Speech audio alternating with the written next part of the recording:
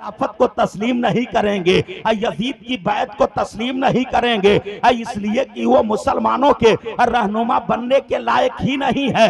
लिहाजा आपने सिरे से ही इनकार कर दिया। वलीद बिन उकबा ने एक खत लिखा यजीद के पास, उस खत के अंदर ये लिख दिया, हुसैन इब्ने अली को मैंने बुलाया था और बुलाने के बाद खत पढ़ करके सुनाया, उन्होंने सिरे से ही इनकार कर दिया।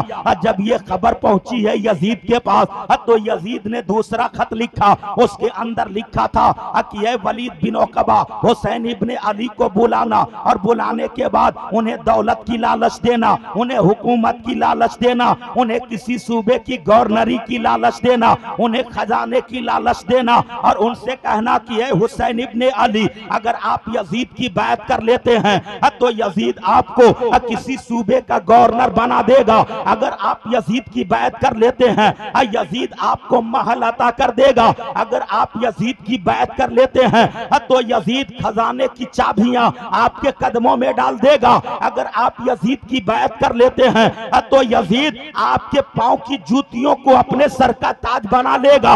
लेकिन आप यजीद की बैत कर लें और ए हुसैन अगर आप यजीद की बैत नहीं करेंगे तो आप मारे जाएंगे, आप सताए जाएंगे, आपको तकलीफ दी जाएगी, आपके ऊपर जुल्म किया जाएगा, आपको परेशान किया जाएगा। आका इमाम हुसैन के सामने वलीद बिन उकबा ने जब इस खत को पढ़ करके सुनाया तो मेरे इमाम फरमाते हैं, आका इमाम हुसैन फरमाते हैं, ए मुसलमानों करबला के शहीद आजम फरमाते हैं कि ये वलीद बिन उकबा याद कर मक्के की सरजमीन पर जब मेरे नाना ने मजहब इस्लाम के परचम को बुलंद किया था तो अबू जहल आके खड़ा हो गया और कहता है, ए मोहम्मद इब्ने अब्दुल्ला अगर दौलत चाहिए तो दौलत ले लो, लेकिन एक खुदा की दावत देना बंद कर दो।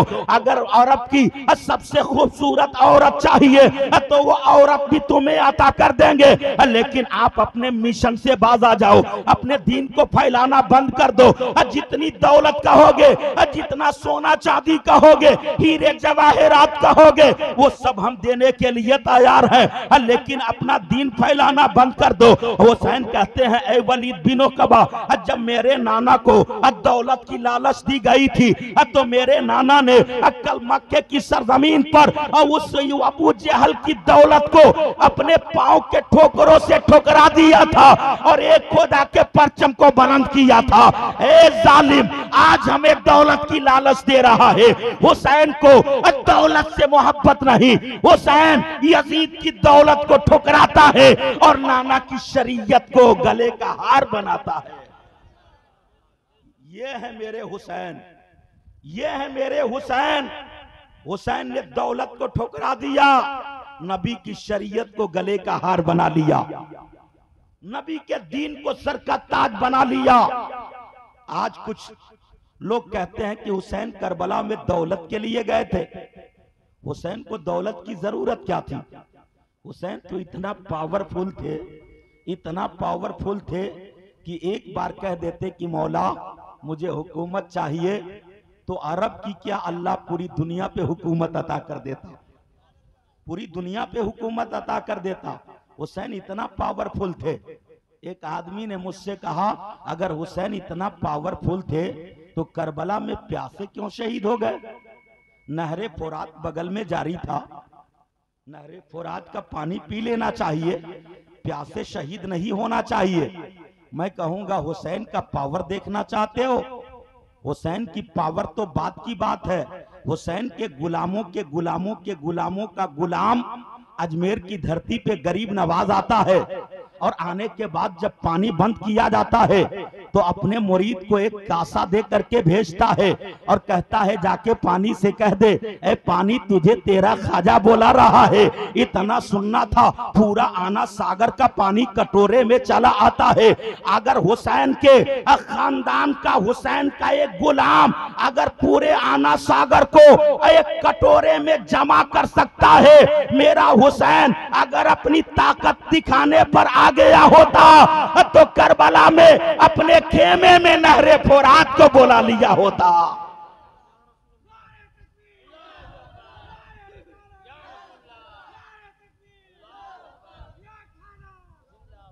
लेकिन मेरे हुसैन को नहरे फुरात की जरूरत नहीं थी।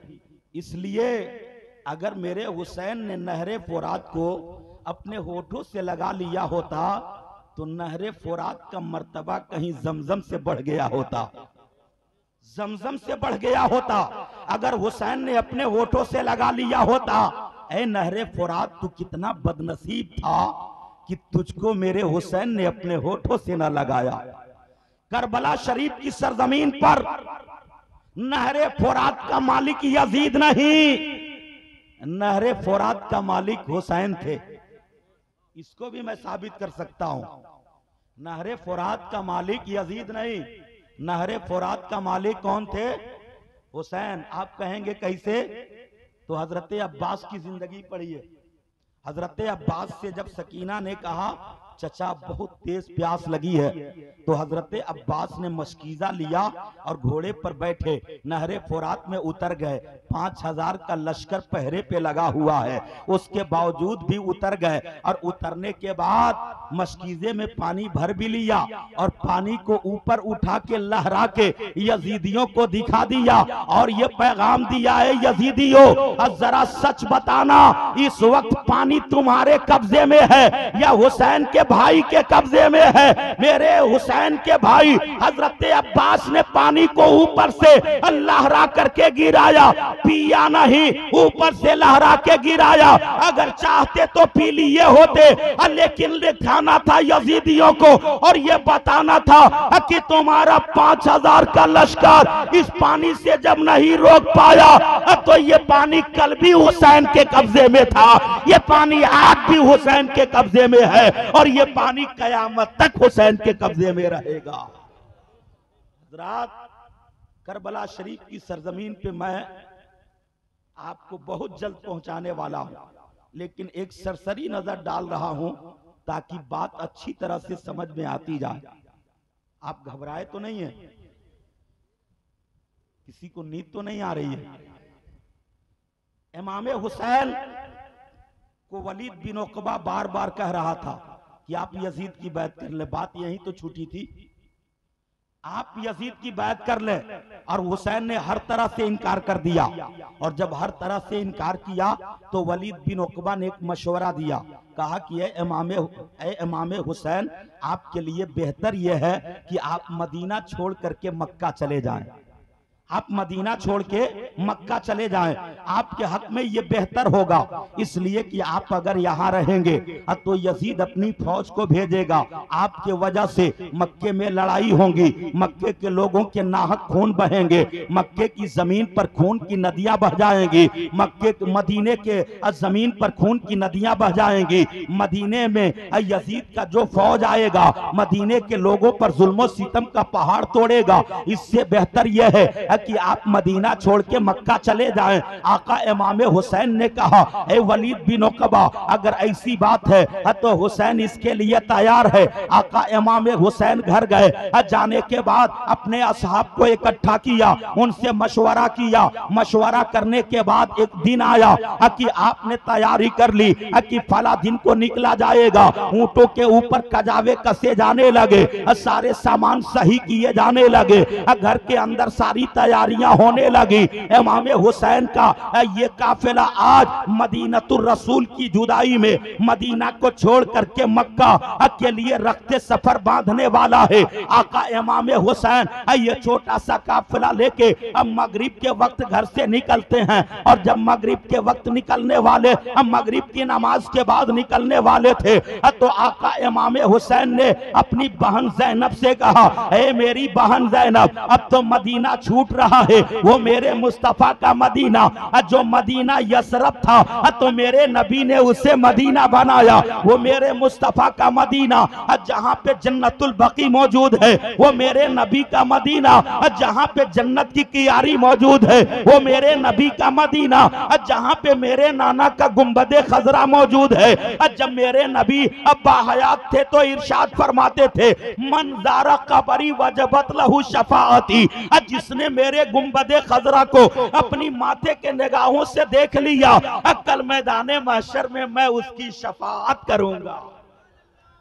वो मेरे नबी का कीमती मदीना, कितना प्यारा है नबी का मदीना। आज हम तरसते हैं उस मदीने का धूल मिल जाता तो हम अपनी आंखों का सुरमा बना लेते। वो मेरे नबी का मदीना, उस मदीने को छोड़ के जब नवासा जा रहा होगा, उस नवासे के दिल पे क्या गुजर रहा होगा। जिस नाना के गोद में नवासे ने परवरिश पाई, तरबियत पाई, जिस नाना के साथ साथ नवासा रहा, जब तक नाना नवासे को नहीं देखते नाना के दिल को करार हासिल नहीं होता। और जब तक नवासा नाना को नहीं देखता नवासा बेचैन रहा करता था। आज वो नवासा नाना से दूर होने जा रहा है। कहते हैं हुसैन बहन ज़ैनब अब बस एक आखिरी मर्तबा नाना के गुंबदे खजरा का दीदार कर लेने दो, एक आखिरी मर्तबा नाना की बारगाह में जाता हूँ और जाके आखिरी मर्तबा आखिरी सलाम पेश करके आता हूँ, उसके बाद मदीने से निकला जाएगा।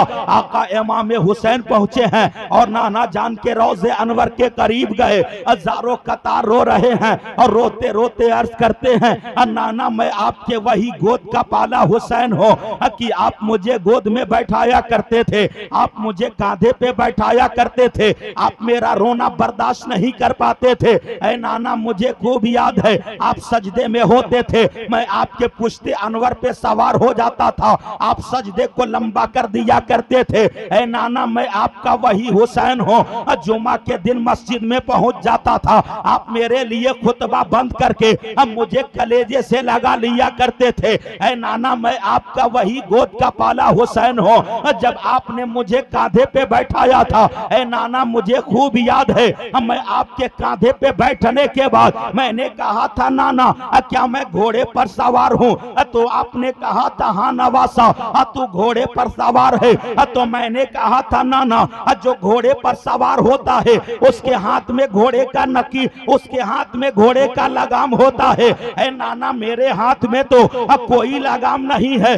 तो नाना मुझे याद है आपने अपने बालों को मेरे हाथों में पकड़ा दिया था और कहा था ए नवासा अल्ले ये तेरे घोड़े का लगाम है। ऐ नाना मुझे खूब मालूम है कि कांधे पे बैठा करके कांधे पे बैठा करके और जुल्फे मुबारक को लगाम की शक्ल में आपने हाथों में देके अपने नवासे को ये पैगाम दिया था ए नवासा आज मुझसे लगाम मांग रहा है, एक वक्त आएगा करबला की सरजमीन होगी और उम्मत का लगाम तेरे हाथ में होगा और उस लगाम को तुझे संभालना होगा। हुसैन नाना के रोजे पे हैं, हजारों कतार रो रहे हैं। दरूद पाक पढ़िए अल्लाहुम्मा सल्ली अला सैयदना शफीना हबीबना मौलाना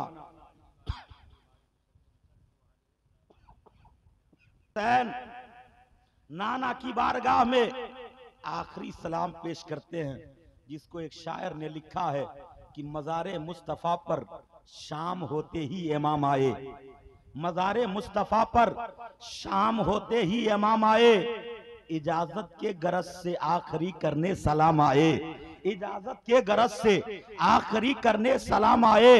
अब कहा रोकर नाना यजीदी दौर है, इस्लाम है खतरे में, नवासा आपका इस वक्त है दुश्मन के नरगे में। आका इमाम हुसैन ने नाना की बारगाह में आखिरी सलाम पेश किया और आखिरी सलाम पेश करने के बाद आका इमाम हुसैन वहां से चले हैं और आए। आने के बाद आका इमाम हुसैन ये मुख्तसर काफिला जो मदीनतुर रसूल की जुदाई में और रोता हुआ मदीना छोड़ के मक्का के लिए रवा हुआ। इस्लामी तारीख अंगड़ाई लेती है, अंगड़ाई क्या लेती है कि एक वो दौर था कि मक्के वालों ने आपके नाना पे जुल्म किया और जब नाना पे जुल्म किया तो अल्लाह ने हिजरत की आयत करीमा नाजिल फरमाई, हिजरत का हुक्म दिया। ए महबूब मक्के वालों का जुल्म हद से बढ़ गया है, आप मक्का से हिजरत करके मदीना चले जाएं। तो मेरे आका मक्का से हिजरत करके मदीना आ रहे थे और मदीने वालों को पता चला कि नबी हम में आ रहे हैं, तो मदीने वालों की खुशी की इंतहा न रही। खुशी का आलम तो ये था कि जितने मदीने के मर्द थे मदीने से बाहर निकल गए और वो रास्ता जो मक्का से मदीने में दाखिल होता है उस रास्ते पे लाइन लगा के खड़े हो गए और अपनी ज़बाने हाल से ये तराने गा रहे थे। तलाल बदरू अलैना मिन सनियातिल वेदाई वजब शुक्रो अलैना मादा लिल्लाहि दाई। ये तमाम मर्द तराने गा रहे थे और जो मदीने की छोटी छोटी बच्चियां थीं अब वो अपने अंदाज में कहती थीं। एक शायर ने लिखा है कि छोटी छोटी नन्ही नन्ही बच्चियां दफ बजाती थीं और रसूल पाक के आने की जानिब इशारा करके गाती थीं, हम हैं बच्चियां नज्जार के आली घराने की, खुशी है आमना के लाल के तशरीफ लाने की। मेरे आका जब तशरीफ मेरे आका जब तशरीफ ला रहे थे उस वक्त ये हालात मदीने शरीफ के थे।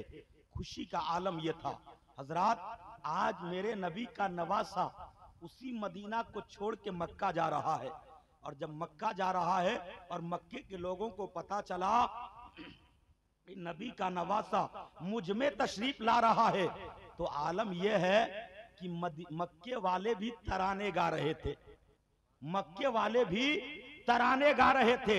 मक्के वाले अपनी ज़बाने हाल से कह रहे थे कि जिनसे रोशन है मदीना वो कमर आते हैं। जरा मचल के बोलिए, जिनसे रोशन है मदीना वो कमर आते हैं।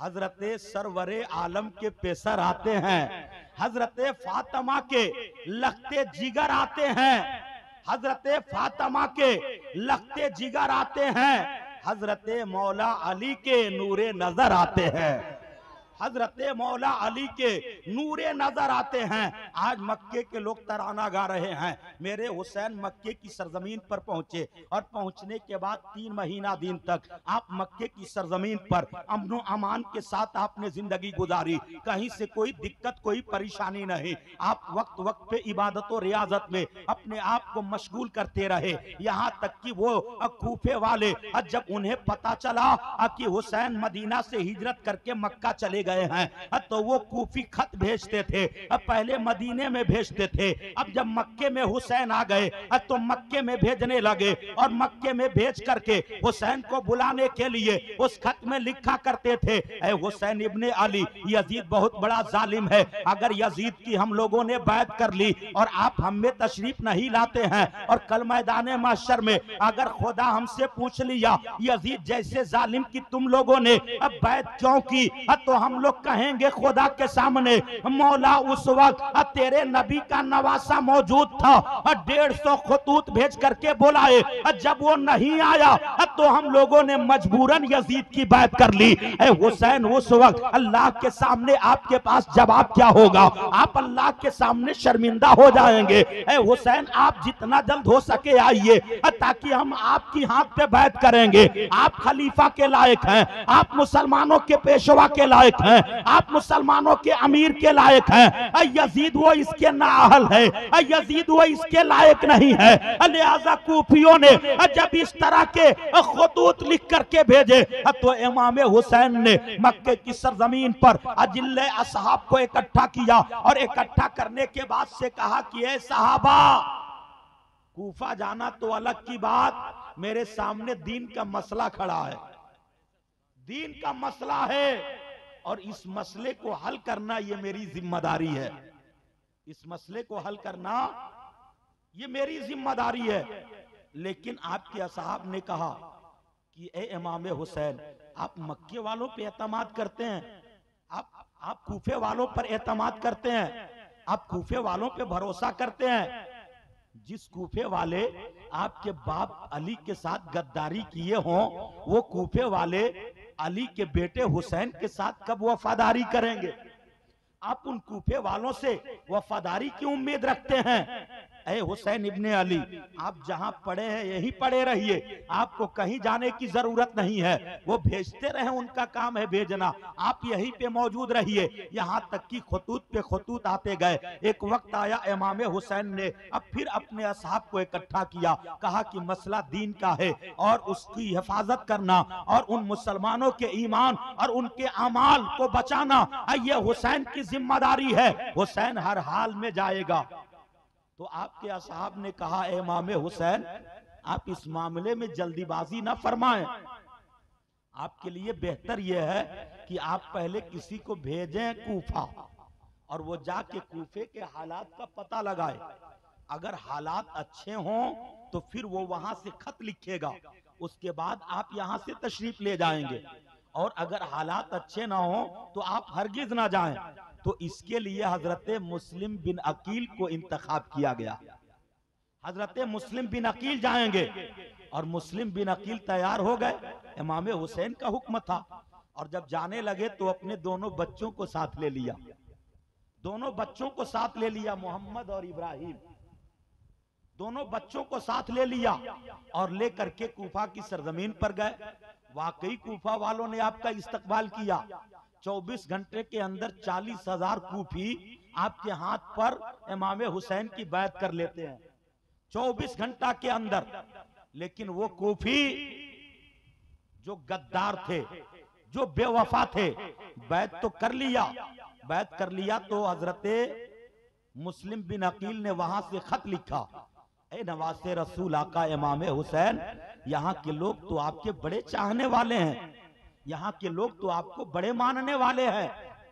24 घंटा के अंदर 40,000 लोग आपके बैत मेरे हाथ पे कर लिए हैं।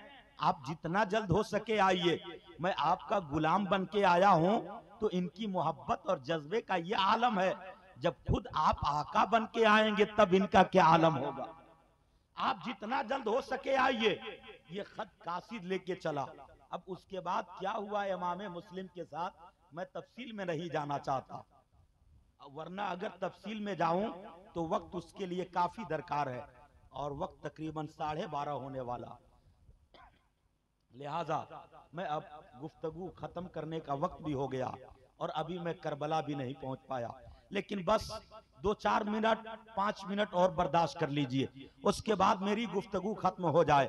आका इमाम हुसैन के पास कासिद खत लेके आता है, मुस्लिम बिन अकील का खत आ गया। आने के बाद हुसैन ने अपने असहाब को इकट्ठा किया, खत को पढ़ करके सुना दिया। सुनाने के बाद आपने इरशाद फरमाया, ए असहाब अब तो रास्ता क्लियर हो गया, वहां के लोगों के हालात का पता चल गया, अब तो मेरा हर हाल में जाना जरूरी है। लेकिन फिर भी आपके चाहने वाले आपको मना करते रहे, लेकिन हुसैन ने कहा नहीं नहीं, अब हर हाल में जाऊंगा। हुसैन जब जाने के लिए तैयार हुए तो औरतों को भी साथ ले लिया, बच्चों को भी साथ ले लिया। हजरत अब्दुल्ला इब्न जुबैर कहते हैं, ऐ आका इमाम हुसैन, अगर आपको जाना ही है तो आप तन्हा जाइए, इन औरतों को लेके मत जाइए, अहले बैत के इन मुकद्दस पाकीज़ा औरतों को लेके अपने साथ मत जाइए। लेकिन हुसैन ने नहीं माना। हुसैन सारी तैयारी कर लेते हैं और उसके बाद से यह हज का महीना यानी जिलहिज्जा का महीना था, तकरीबन 3 तारीख थी। आका इमाम हुसैन आप मक्का शरीफ की सरजमीन से आप कूफा के लिए रवाना होने वाले हैं। ये वो हज का महीना, पूरी दुनिया के कोने कोने से मुसलमान हज करने के लिए मक्के में आया करते हैं और नबी का नवासा मक्का छोड़ करके कूफा जाने की तैयारी कर रहे हैं। आका इमाम हुसैन जाने से पहले आप गए खाने काबा यानी हरम के अंदर और खाने काबा का तवाफ किया और खाने काबा के गिलाफ को पकड़ के कहा, ए खाने काबा, कल मैदाने महशर में गवाही देना कि हुसैन करबला की सरजमीन पर गया था तो दौलत के लिए नहीं, हुकूमत के लिए नहीं, इज्जत और शोहरत के लिए नहीं। ए काबा, गवाही देना कि हुसैन करबला गया था तो काबा की हुर्मत बचाने के लिए गया था, इस्लाम को बचाने के लिए गया था, कुरान की अजमत बचाने के लिए गया था, नबी के नामूस को बचाने के लिए गया था, एक खुदा का परचम लहराने के लिए गया। यह है आका इमाम हुसैन। खाने काबा को गवाह बनाया और बनाने के बाद निकले हरम से। निकलने के बाद अपने काफिले को लिया और लेकर के चल दिए। चलते चलते रास्ते में कई मकाम आता है, लेकिन एक मकाम, जिस मकाम को मकाम सालबिया के नाम से जाना जाता है, उस मकाम पे पहुंचने के बाद चलते चलते ये लोग थक चुके थे। लिहाजा आपने इरशाद फरमाया यहीं खेमा लगा लिया जाए, यहीं पड़ाव डाला जाए और आराम कर लिया जाए। जब थकान दूर हो जाए फिर यहाँ से आगे का सफर किया जाए। इमाम हुसैन ने पड़ाव डाला। तब तक एक आदमी कूफा से उसी रास्ते से आ रहा था। उस आदमी ने दूर से खेमे को देख करके ये भांप लिया, ये पहचान लिया, ऐसा लगता है ये नवासे रसूल का खेमा है। लिहाजा वो करीब आया। आने के बाद आपके एक जानिसार से पूछा कि क्या ये नवासे रसूल का काफिला है? उसने कहा कि हाँ, नवासे रसूल का काफिला है। कहा हम उनसे मिलना चाहते हैं। नवासे रसूल को बुलाया गया। आका इमाम हुसैन उसके करीब आए। आने के बाद कहा कि ए नवासे रसूल, कहाँ जाने की तैयारी है? आका इमाम फरमाते हैं कूफा जाने की तैयारी है। आका इमाम से उसने कहा कि ए नवासे रसूल, क्या कूफे के बारे में आपको कुछ मालूम भी है? आपने कहा मुझे कुछ नहीं मालूम है, वहाँ के हालात अच्छे हैं। मुस्लिम बिन अकील ने खत लिख करके मुझे ये इत्तला किया है, उसके बाद से मैं रखते सफर बांधा हूँ। और उस वक्त उस शख्स ने कहा कि ए इमाम हुसैन, आप यहीं से वापस पलट जाइए, कूफा हरगिज मत जाइए। उन कूफियों ने इमाम मुस्लिम को शहीद कर दिया है, उनके दोनों बच्चों को भी शहीद कर दिया है। ये खबर मकाम सालबिया पे हजरत इमाम हुसैन को मिलती है। अब मिलने के बाद इमाम हुसैन की आंखों में आंसू आ गए और उसके बाद से आप वहां से चले और तमाम साहब को इकट्ठा किया। इमाम मुस्लिम की शहादत बयान करते हैं और उसके बाद जब खेमे के अंदर गए तो आपके साथ इमाम मुस्लिम की एक बेटी भी थी जो आपके साथ साथ लेकर के आप जा रहे थे। ए बेटी, चल मेरे साथ अपने अब्बू के पास, तेरे अब्बू के पास मैं तुझे लेके चल रहा हूँ। हुसैन उस बेटी को भी लेके चल रहे थे। जब खेमे के अंदर दाखिल होते हैं, अचानक इमाम मुस्लिम की बेटी पे नजर पड़ जाती है। इमाम मुस्लिम की ये वही बेटी है कि बचपन में माँ का इंतकाल हो गया था। अब उस बेटी ने अपने दोनों भाइयों मोहम्मद और इब्राहिम को देख करके और अपने बाप का चेहरा देख के उस बेटी ने सब्र कर लिया था। लिहाजा वो बेटी के ऊपर जब हुसैन की नजर पड़ती है, आंखों में आंसू के कतरे आ जाते हैं। हुसैन दारो कतार रोने लगते हैं। इतने में उस बेटी की नजरें हुसैन के चेहरे पे पड़ी। हुसैन के करीब आती है वो बेटी और आंख पकड़ के कहती है, चचा आप मुझे देख के रो क्यों रहे हैं? आखिर मेरे देख के रोने की वजह क्या है? हजरत आका इमाम हुसैन ने अब बच्ची के सर पे हाथ को फेरना शुरू कर